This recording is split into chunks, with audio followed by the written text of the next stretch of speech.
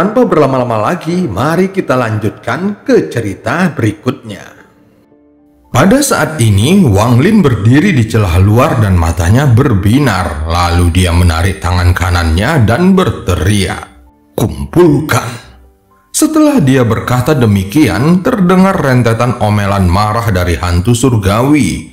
Pada saat yang sama, seberkas cahaya hitam melesat keluar dari celah dan menghantam Wang Lin. Kemudian cahaya hitam mengejarnya. Wang Lin bergumam pada dirinya sendiri sambil menyentuh tas penyimpanannya dan mengeluarkan cambuk penghancur jiwa. Dia segera mencambuknya yang menyebabkan hantu surgawi itu mengeluarkan serangkaian rasa sakit dan melambat. Hantu surgawi itu menjadi semakin ganas karena rasa sakitnya. Ia memutuskan untuk mengabaikan rasa sakitnya dan menyerang Wang Lin. Wajahnya sangat ganas dan penuh dengan niat membunuh. Dua untai gas abu-abu itu bergerak melalui tubuhnya seperti jarum dan terus menyerap sejumlah besar kekuatan hidup hantu surgawi. Namun pada saat ini, hantu surgawi mengabaikannya sepenuhnya dan menyerang Wang Lin. Dimanapun hantu surgawi lewat, rumput akan layu dan itu terlihat sangat aneh. Tatapan mata Wang Lin menjadi dingin. Dia berhenti bergerak mundur dan dengan serangkaian cambukan, hantu surgawi itu mulai mengeluarkan erangan yang menyedihkan. Akhirnya, ia tidak dapat menahan rasa sakitnya lagi dan berbalik untuk melarikan diri.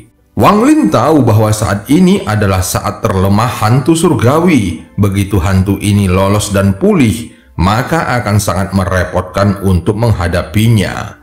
Segera cambuk penghancur jiwa melesat ke arah hantu surgawi seperti naga yang ganas. Melihat bahwa ia tidak dapat melarikan diri, ia langsung berbalik dan membuka mulutnya untuk menyemburkan api hijau. Sejumlah besar api hijau langsung mengelilingi cambuk penghancur jiwa. Api hijau ini adalah nyala api kehidupan hantu surgawi dan serangannya yang paling kuat. Kebencian yang dimiliki hantu surgawi terhadap Wang Lin tidak seberapa jika dibandingkan dengan kebencian yang dirasakannya terhadap cambuk penghancur jiwa. Di matanya, cambuk ini dibuat khusus untuk menghadapi hantu-hantu surgawi. Bahkan jika dia mati, dia berpikir harus menghancurkan cambuk ini. Di dalam ingatannya, ia pernah mendengar harta karun seperti ini hanya ada satu. Tetapi harta karun itu telah lama menghilang dari dunia ini dan seharusnya sudah tidak ada lagi. Sekarang ia memutuskan untuk menghancurkan harta karun aneh ini. Itulah sebabnya meskipun ia sangat lemah, namun ia tetap menggunakan nyala api kehidupannya. Pada saat hantu surgawi memuntahkan api kehidupannya, ekspresi Wang Lin berubah. Wang Lin tahu betapa kuatnya hantu surgawi, tetapi ini adalah hantu surgawi yang paling lemah. Itulah sebabnya dia datang untuk menangkapnya. Namun saat dia melihat api itu, hatinya bergetar. Meskipun dia tidak terkena api secara langsung, namun dia tetap merasakan kekuatannya. Alih-alih membakar tubuh, api itu berfungsi untuk membakar jiwa. Dalam sekejap, dia merasakan sakit yang membakar jiwa asalnya. Saat ini, dia tidak punya waktu untuk mengambil cambuk penghancur jiwa. Jadi, Wang Lin cepat-cepat mundur. Namun tepat pada saat ini, terdengar suara berderak dari cambuk penghancur jiwa. Kemudian, seberkas cahaya keemasan muncul darinya. Namun ini hanya muncul sesaat, lalu menghilang tanpa jejak. Tetapi kilatan itu saja sudah menyebabkan mata Wang Lin menyipit. Dengan satu kilatan cahaya keemasan, api hijau itu langsung padam. Seolah-olah ada tangan raksasa yang menghantam dan memadamkan semuanya dalam sekejap. Setelah api padam, hantu surgawi itu memperlihatkan ekspresi aneh. Seolah-olah tidak percaya dengan apa yang baru saja terjadi. Ia segera menjerit keras sebelum melarikan diri. Namun itu sudah terlambat. Kilatan cahaya keemasan itu tidak hanya menyebabkan api padam, tetapi juga membuat tubuh hantu surgawi menjadi lebih transparan. Hantu surgawi itu menjerit ketakutan saat ia menghilang dengan cepat. Wang Lin bergerak secepat kilat dan mengelurkan tangannya ke arah cambuk penghancur jiwa. Kemudian cambuk itu bergetar sebelum dengan cepat terbang kembali ke tangan Wang Lin. Sambil memegang cambuk, Wang Lin menghela napas lega. Dia merasa cahaya keemasan dari cambuk tadi sungguh aneh. Dia kemudian menatap hantu surgawi itu lagi. Jika bukan karena Wang Lin yang segera meraih cambuk, saat ini hantu surgawi itu mungkin sudah mati. Bahkan sekarang hantu surgawi sedang sekarat dan tubuhnya perlahan menghilang. Wang Lin segera menepuk tas penyimpanannya dan mengeluarkan bendera jiwa. Dengan satu lambaiannya, dia menangkap hantu surgawi, kemudian memasukkannya ke dalam bendera jiwa. Setelah melakukan semua ini, Wang Lin dengan hati-hati mengamati cambuk penghancur jiwa. Ada beberapa perubahan pada cambuk setelah dibakar oleh api hijau. Sekarang, ada beberapa bagian kulit yang telah menggulung dan sangat kokoh. Saat memeriksanya, Wang Lin tiba-tiba merasakan firasat aneh. Setelah terbakar oleh api, ia tampak seperti ular piton yang berganti kulit. Hanya saja, itu seperti baru dimulai dan belum selesai. Tak lama kemudian, Wang Lin menyimpan cambuknya. Dia segera mengalihkan pandangannya ke kejauhan, dan setelah menemukan arah yang benar, dia melesat pergi. 3 hari kemudian, Wang Lin melihat lembah di kejauhan. Pada saat ini, formasi di sekitar lembah mengeluarkan tekanan yang kuat. Wang Lin sangat akrab dengan tekanannya, dan ini berasal dari bendera pembatasan. Ketika Wang Lin pergi, dia mengeluarkan bendera pembatasannya. Dengan bendera pembatasan yang membantu pembentukan formasi, orang-orang di lembah akan aman dari gelombang energi spiritual iblis. Dia bergerak bagai kilat dan dengan cepat tiba di luar lembah. Dengan satu langkah, dia berjalan melewati formasi itu. Dia telah menghancurkan formasi sekali, dan dengan bendera pembatasan di dalamnya, dapat dikatakan bahwa Wang Lin bisa melakukan apapun yang dia inginkan dengan formasi itu. Begitu dia muncul di dalam lembah, dia melihat orang-orang yang tinggal di dalamnya. Mereka sedang mendengarkan Ouyang Hua berbicara di tengah lembah. Ouyang Hua segera melihat Wang Lin dan menunjukkan ekspresi gembira. Dia berjalan melewati semua orang dan membungkuk kepada Wang Lin dari kejauhan. "Aku menyambut kepulanganmu yang mulia Dewa Surgawi tertinggi." Tidak ada sedikit pun rasa tidak hormat di dalam dirinya. Dia secara pribadi melihat Wang Lin pergi dengan orang asing lainnya. Dan sekarang, Wang Lin telah kembali sendirian. Itu hanya bisa berarti satu hal. Wang Lin telah membunuh orang asing lainnya. Dalam pandangan Ouyang Hua, begitu dua orang asing bertemu, mereka akan berada dalam situasi hidup dan mati. Mulai sekarang, bagian terdalam lembah adalah area terlarang. Jangan ada yang pergi ke sana. Setelah Wang Lin mengucapkan kata-kata itu, dia menghilang di depan semua orang dan pergi ke kedalaman lembah. Ouyang Hua menunjukkan sedikit kegembiraan dengan adanya Dewa Surgawi yang menjaga benteng di sini. Keselamatan mereka akan terjamin. Selain itu, hal ini juga akan membuat ekspansi mereka menjadi jauh lebih mudah. Memikirkan hal ini, Ouyang Hua menunjukkan sedikit fanatisme. Dia berbalik untuk melihat penduduk desa dan berteriak, "Tidak seorang pun diizinkan memasuki ke kedalaman lembah. Kalian semua jaga anak-anak kalian dengan baik. Jangan melanggar hukum suku." Semua penduduk desa di sekitarnya mengangguk, tetapi ada juga yang berwajah tidak senang. Salah satu dari mereka langsung berbicara, "Mengapa kita tidak bisa pergi ke sana? Itu satu-satunya tempat yang sejuk di lembah ini." Ouyang Hua menatap orang itu dan berteriak, "Ini adalah hukum suku. Mulai hari ini, hukum ini akan ditambahkan ke dalam hukum adat, dan siapapun yang melanggarnya akan ditendang keluar." Setelah mendengarnya, semua orang yang menentangnya menjadi terdiam dan tidak seorang pun berani mengatakan apapun lagi tentang hal itu. Merasa bahwa ucapannya agak terlalu kasar, Ouyang Hua segera terbatuk dan berkata lagi, "Lembah ini terlalu kecil, kita harus pindah. Keluargamu seharusnya punya lebih banyak wanita. Suku kita juga seharusnya bisa menjadi bertambah besar." Mata penduduk desa di sekitarnya menjadi merah dan menunjukkan tanda-tanda kegilaan. Salah satu dari mereka melangkah maju dan bertanya, "Tetua, apakah kita akan berperang?" Ouyang Hua mengangguk tanpa ampun.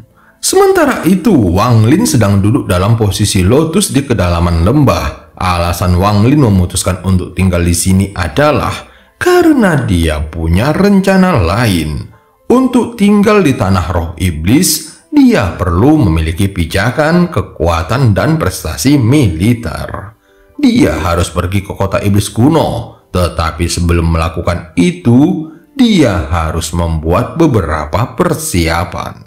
Ada kesulitan tertentu untuk membangun pijakannya sendiri di kota iblis kuno. Selain itu, menurut ingatan Lo Yun, rumah jenderal sayap kiri memiliki banyak ahli. Orang-orang ini semuanya adalah penduduk asli tempat ini. Kultivasi mereka difokuskan pada energi spiritual iblis. Begitu pula dengan mantra mereka.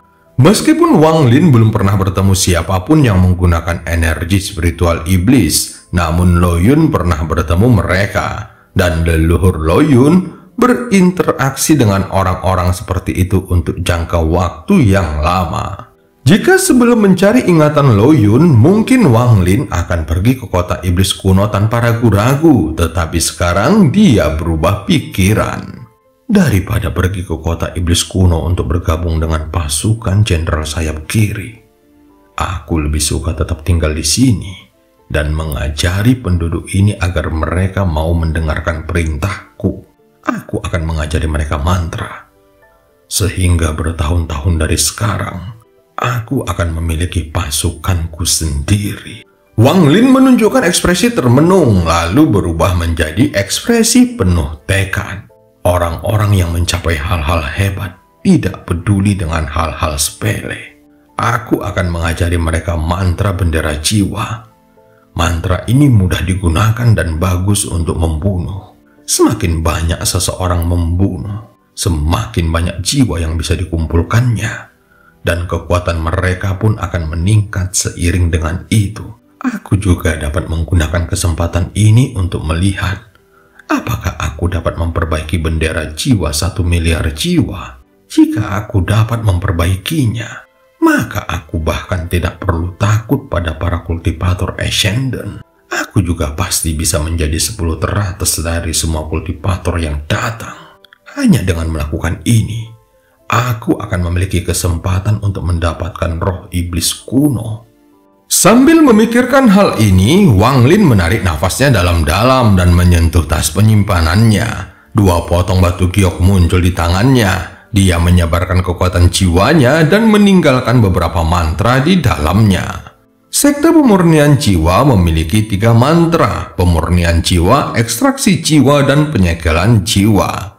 Penyegelan jiwa adalah sesuatu yang hanya dapat dipelajari oleh murid sejati sekte tersebut. Faktanya, mantra penyegelan jiwa dibuat untuk bendera jiwa 1 miliar jiwa. Mantra itu adalah mantra untuk mengendalikannya.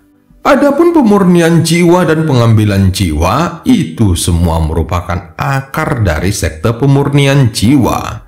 Selain mempelajari kedua mantra ini, bisa menciptakan bendera jiwa mereka sendiri juga merupakan bagian penting untuk benar-benar menjadi murid sekte pemurnian jiwa. Hanya setelah memurnikan bendera jiwa, mereka dapat dianggap sebagai murid sekte pemurnian jiwa yang sebenarnya. Pemurnian jiwa berarti memurnikan jiwa yang sudah ada. Sedangkan ekstraksi jiwa berarti mengekstraksi jiwa orang yang masih hidup. Saat ini, Wang Lin hanya meninggalkan tahap awal pemurnian jiwa dan mantra ekstraksi jiwa di dalam batu giok. Kemudian dia merenung sebentar dan meninggalkan instruksi sederhana tentang produksi bendera jiwa.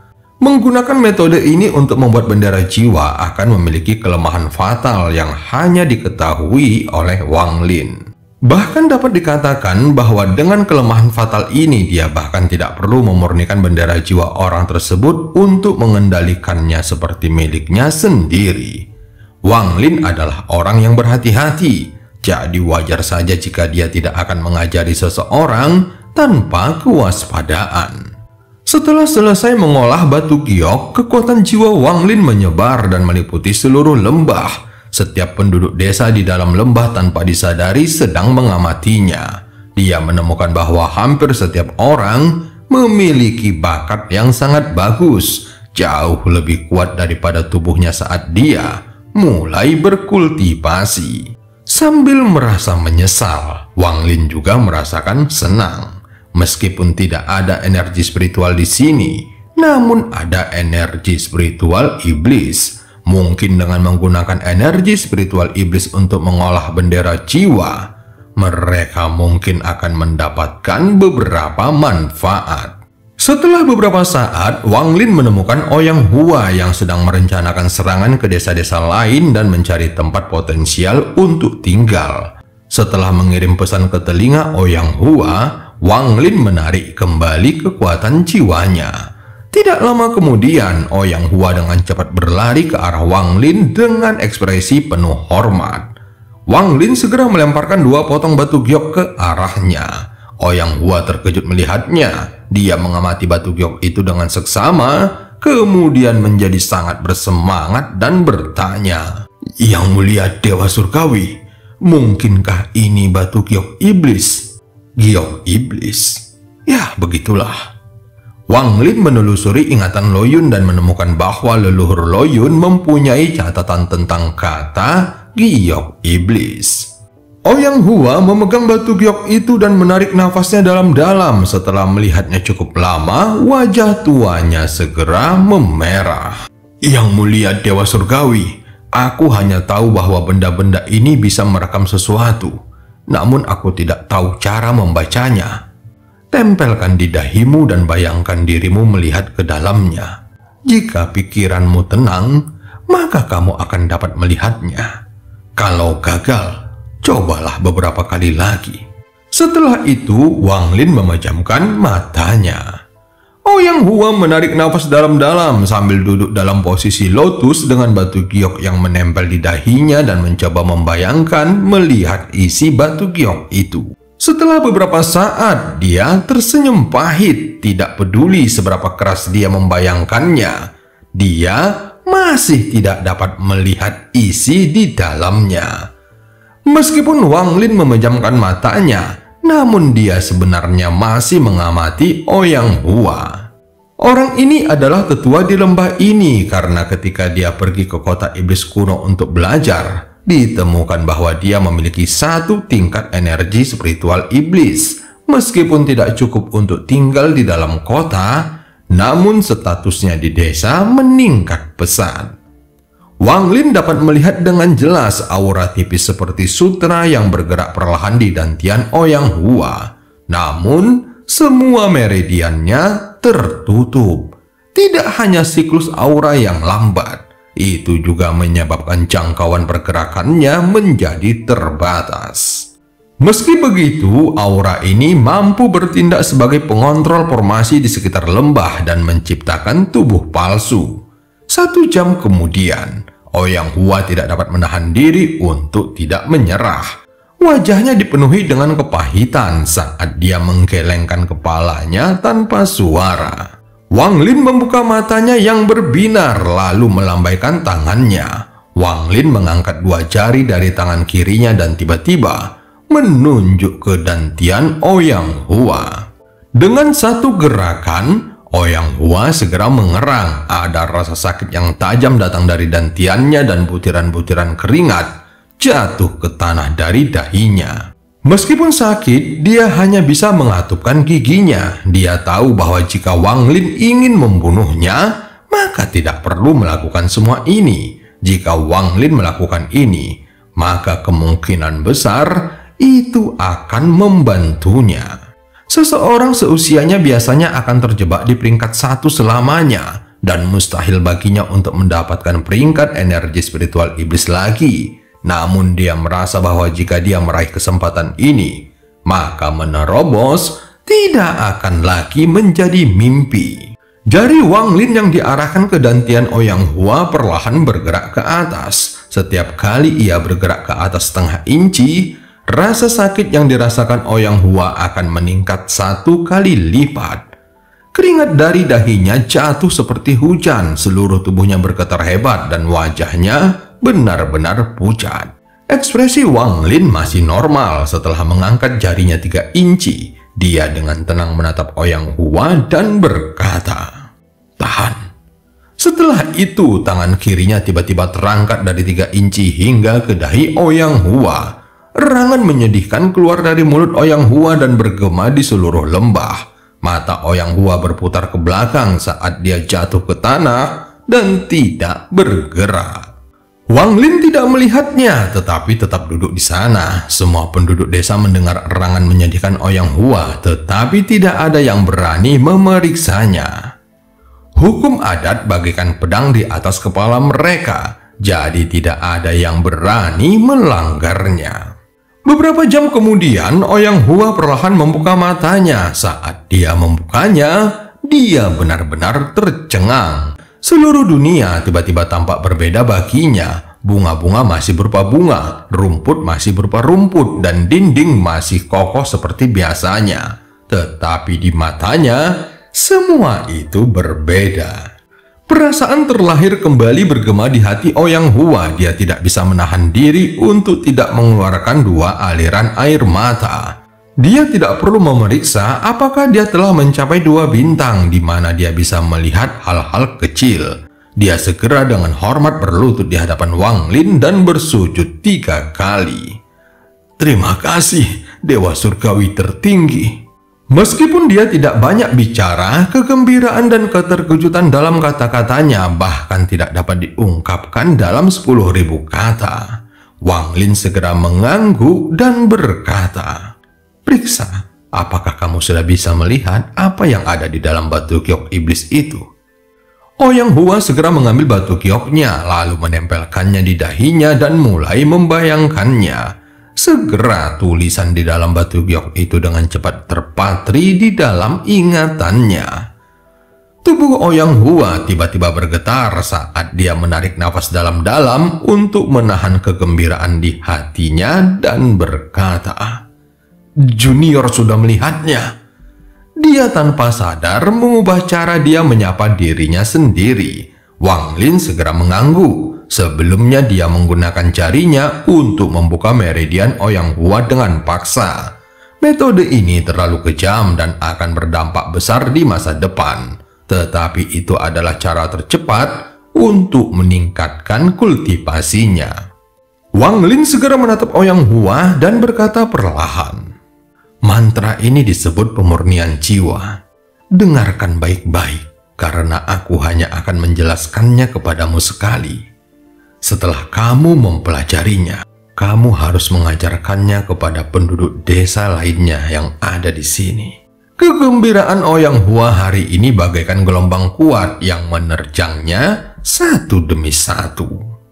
Peningkatan kultivasinya sudah membuatnya sangat bersemangat. Setelah melihat mantra di dalam batu giok, jantungnya tak kuasa menahan diri untuk tidak berdetak kencang. Ia punya tebakan di dalam hatinya karena ia tidak percaya itu benar.